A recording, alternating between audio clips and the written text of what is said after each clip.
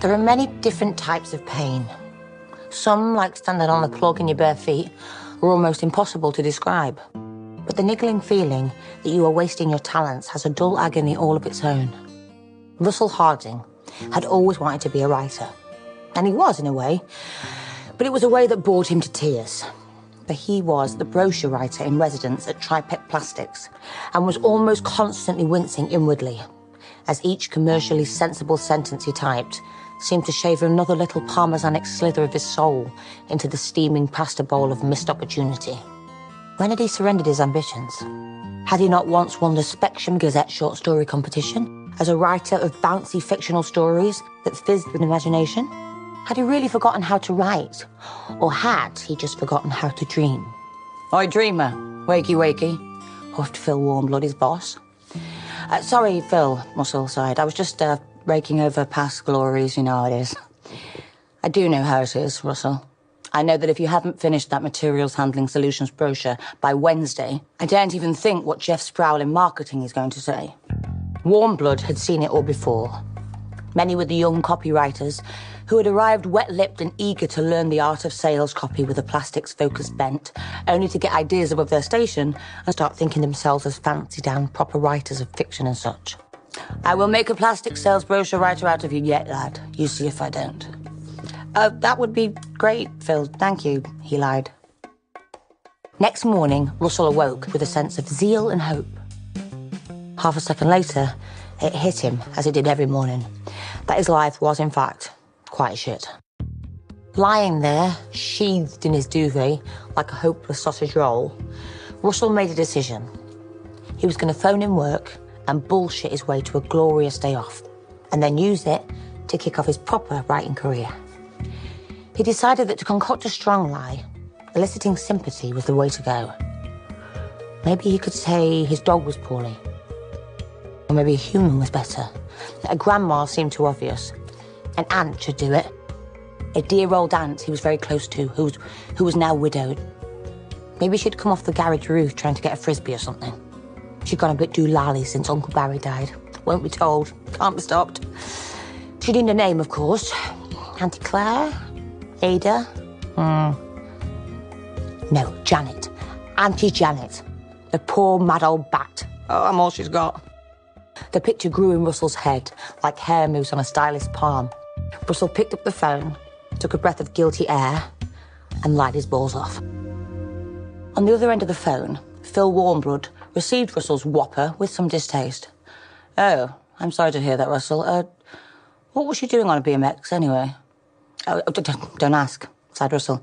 Like I said, she's a bit of a character. Oh, God, listen, I better go. She's trying to open a bag of oven chips with the garden shears. Auntie Janet, leave it that. I'll do that, love. Sorry, bye, Phil. Russell smacked the phone down decisively and smirked like a naughty schoolboy. The artless fool had bought every word. The day now belonged to Russell. Determined not to waste it, he sat himself at his precious old typewriter and tried to summon up the seed of a story. Nothing arrived in his head. The harder he thought, the blanker his mind became. The white page seemed to mock him with its endless possibilities. After years writing stodgy sales copy, the thought of total creative freedom was so alien, so overwhelming, that his brain quickly worked out that it was easier to go into full procrastination mode. Soon he was reorganising his desk, sharpening pencils that would never be used, and doing the recycling for the first time in 6 months like a man possessed. After spending the whole morning titting about, he finally settled down to work with a clear mind and went on Facebook for 4 hours. As evening approached, Russell hadn't written a single word and was so full of biscuits and self-hatred that he convinced himself he would probably feel more connected to his creative core in the pub. 1-0 to the little man, eh? He burped to himself over a steaming urinal. The next morning, Phil Warmblood was soon hovering over him with a pile of bills that needed writing. How's your auntie getting on? He asked, a little heartlessly for Russell's liking. She's actually really struggling, bless her, he fibbed back. For a few days, Russell robotically continued producing what was expected of him. But the buzz of deception was whispering to him from within. People all around the office had been asking after Auntie Janet, and he hadn't held back in answering them in vivid, improvised detail. All of this had warmed him to the prettiest girl in the office, Lauren. Oh, I think it's lovely how you look after your auntie like that, she purred one day by the water cooler. And for the first time, Russell felt a pang of conscience. Something pure in him awoke, and instinctively, he felt a bubble of truth rise up in him like a belch. Yeah, well, actually, I made her up, he blurted before he could stop himself. You what? She replied, unsure of what she had just heard. She's not real. I invented it to get the day off from this hellhole, he continued, already regretting the outburst. I don't usually lie honest, but it just gives me time to work on the story I'm writing. Ooh, you're doing some proper writing, cooed Lauren, intrigued by Russell's double life. Well, I'd love to hear about it. We should go for a drink one night after work. Yeah? Yeah, sure, replied Russell, not quite believing his luck. This being a proper writer was beginning to grow on him already. In the following weeks, Russell managed to swing several more days off, using ever more outlandish stories about the misadventures of Auntie Janet. Sympathy and respect for him grew exponentially as the tales got more and more fanciful. One day Auntie Janet would overrun the bath and blow the electrics on the whole street, or set fire to the whole house trying to grill a mini pizza. And the weird thing was, people lapped it up. They wanted it to be true. It was entertaining. Russell was almost beginning to feel duty-bound to keep the character going. Meanwhile, the story he was supposed to be writing was not even a single word long yet. And Russell had become like a grand master of the slacker community. How's the writing coming along? Lauren asked him by the water cooler one afternoon. Oh, it's getting there, definitely, Russell fibbed. I'm just tinkering. But fibbing to Lauren felt different. It felt like air was escaping from his heart. The truth was, his fear of failure had created a fatberg of writer's block that a nuclear bomb couldn't have shifted. And if Lauren found out what a waster he really was, she might never talk to him again. One morning, Russell wrangled a day off by smugly cooking up a story about Auntie Janet's bad feet. She's convinced herself that the floor is evil, so she's insisting on being carried about the house, he groaned down the phone to the unimpressed Phil Warmblood. Now you really are going to have to think about arranging some sort of care for this Aunt Janet of yours. This is the 9th time she's had a bizarre episode this month. And though I understand it must be very stressful for you, Tripec Plastics simply can't afford to carry dead weight. Is that clear? Well, I'm trying, Phil, believe me. But these things take time, sighed Russell, eyeing up a plate of biscuits whilst daytime TV beamed its banal colours into the room like a needy child. Ding-dong went the doorbell, a rare and unwelcome sound when one is in duvet day mode. Russell peered blearily through the peephole in his front door. Open the bloody door then, Russell, the voice rapped, and open it he did. Stood there, resplendent in a mad coat and hat, stood an eccentric-looking old lady. I'm sorry, but who the hell are you? Asked Russell, dreading the answer. I'm your Auntie Janet. But I haven't got an Auntie Janet, said Russell, shocked and weirded out. He slammed the door shut. But somehow, she was already standing in the hall. You have now, she grinned harshly. It's not every day that a lie you made up comes to life and starts bossing you around in your own house. In fact, it's no days ever. This isn't happening. No, this can't be happening, Russell told himself shakily. He reasoned that he was probably just still dreaming and trudged back to his bedroom. But when he opened the door, she was in there, snoring horribly, wearing his pyjamas. He scurried to the bathroom, splashed cold water on his face, and checked the bathroom cabinet for those pills the doctor gave him for stress a few years earlier. Be a love and help me cream up my back lumps, demanded Janet, terrifyingly in the mirrored door as it shut. That was it. Russell dressed quickly and bolted for the door with his heart in his mouth. He made for work like everything was normal. Phil Warmblood noted Russell's unexpected arrival with authoritative smugness. I'm glad to see you've concluded this Auntie Janet business, Russell. There is plenty to be getting on with here, he crowed. Russell, still in shock at this morning's vision, or whatever it was almost relieved to be drowning in practical information. He relaxed into his usual boring routine and soon became convinced that he'd just imagined the whole thing. But his relief was short-lived. His mobile phone barked into life.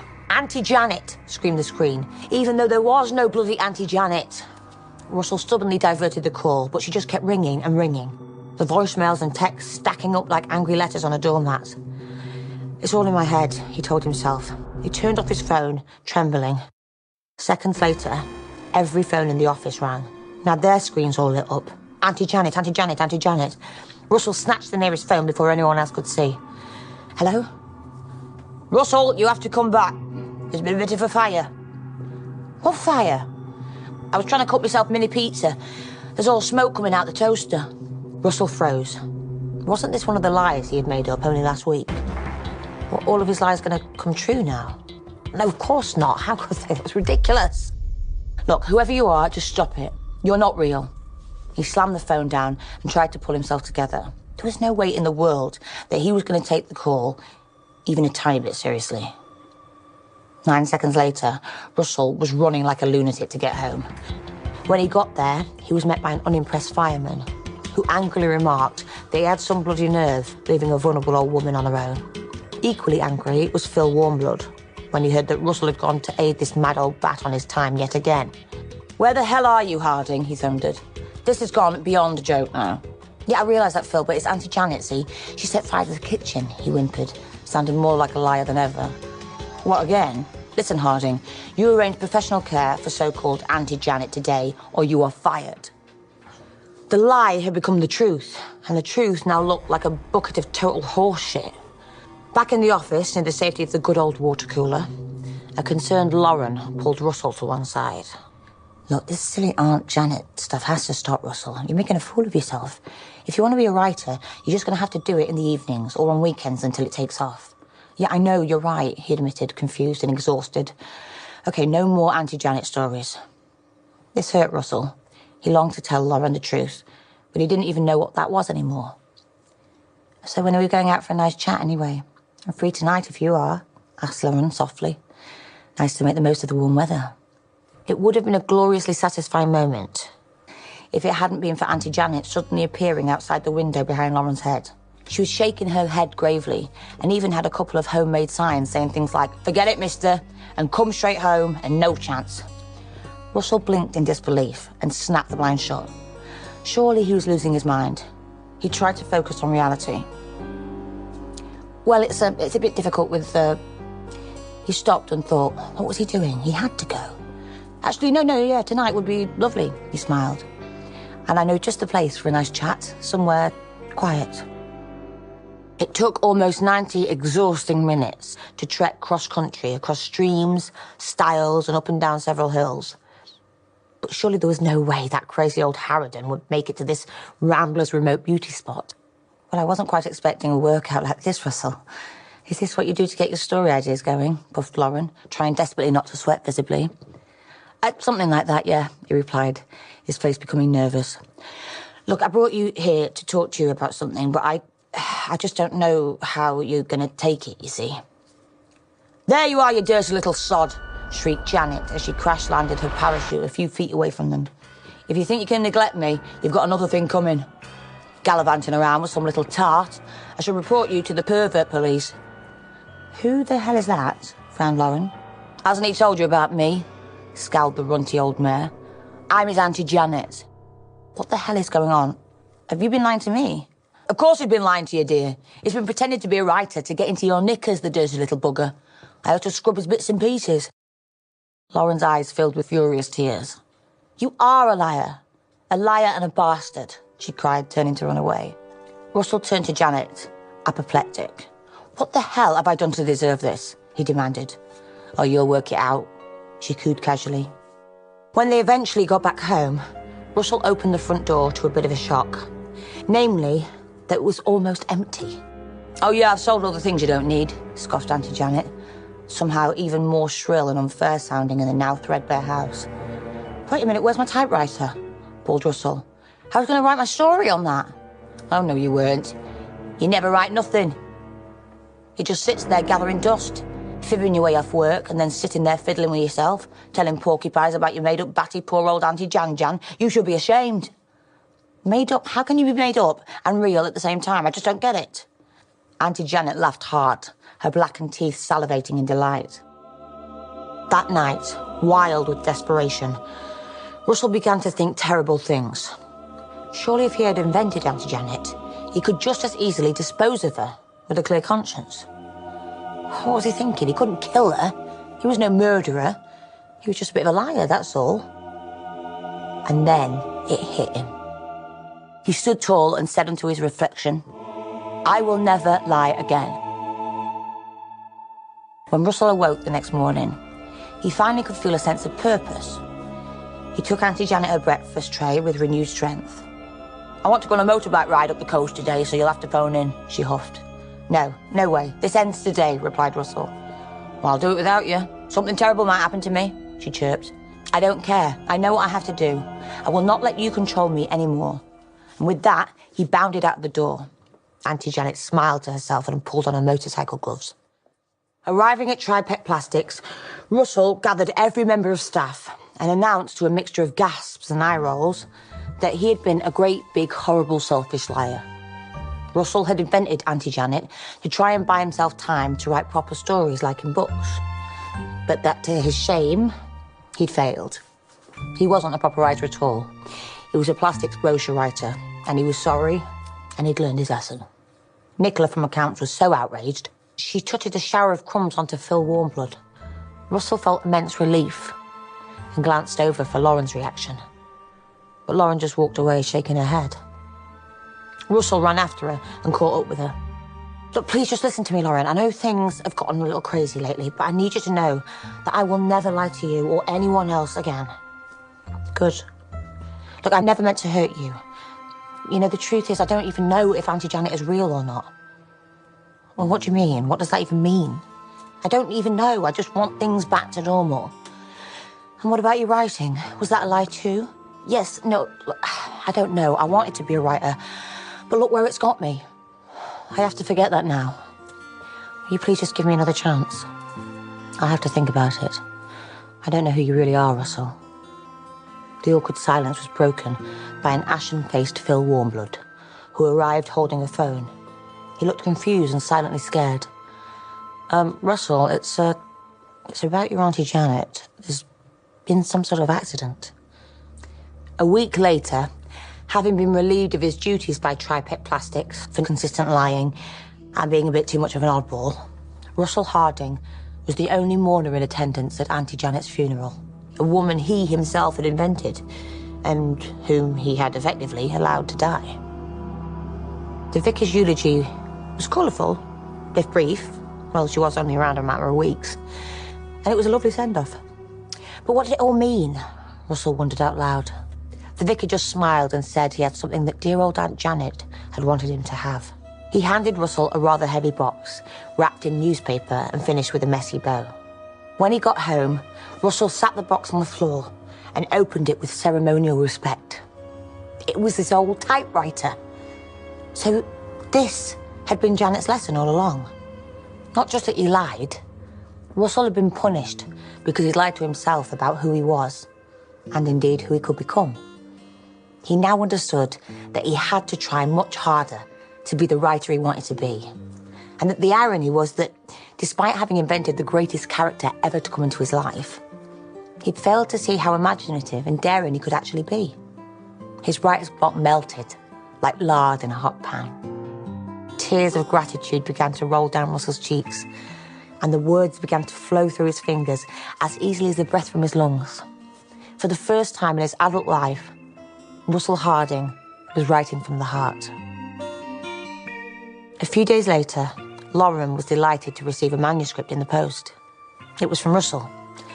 She beamed with pride for him and began to read it immediately. "There are many different types of pain," it began. "Some, like standing on a plug in your bare feet, are almost impossible to describe. But the niggling feeling that you are wasting your talents has a dull agony all of its own." Well, I shan't go on any further. After all, you've already heard the rest of the story.